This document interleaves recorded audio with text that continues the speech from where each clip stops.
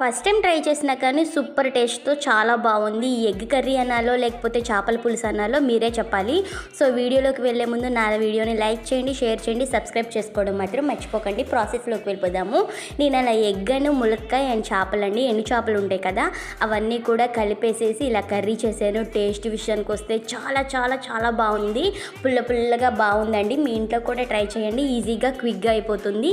నేనైతే ఇవన్నీ కూడా వేసేసుకొని ముందు ఆయిల్లో ఫ్రై చేసుకోవాలి. అలాగే కట్ చేసి పెట్టుకున్న ఆనియన్స్, పచ్చిమిర్చి అండ్ టొమాటో ప్యూరీ ఇది కూడా వేసుకోవాలి. వీటితో పాటే పసుపు, కారం, సాల్ట్ ఇవి కూడా వేసేసుకొని ఆయిల్లో ఒక 10 మినిట్స్ వరకు కూడా ఫ్రై చేసుకోవాలి. దానికంటే ముందుగా చింతపండు రసాన్ని కూడా దీంట్లో యాడ్ చేసేసుకొని ఒక 10 మినిట్స్ వాటర్ కూడా పోసేసి వదిలేసేయండి. వేడి వేడి అన్నంలో ఇది పెట్టుకొని రసంలాగా, కర్రీలాగా చాలా బాగుండిద్ది. మీ ఇంట్లో కూడా ట్రై చేసేయండి. ఈ వింటర్ సీజన్లో పుల్లగా కారంగా తినాలనిపించినప్పుడు ఇలా ట్రై చేసి మీకు ఎలా వచ్చిందో కమెంట్ సెక్షన్లో కమెంట్ చేయండి. చాలా టేస్టీగా ఉంది.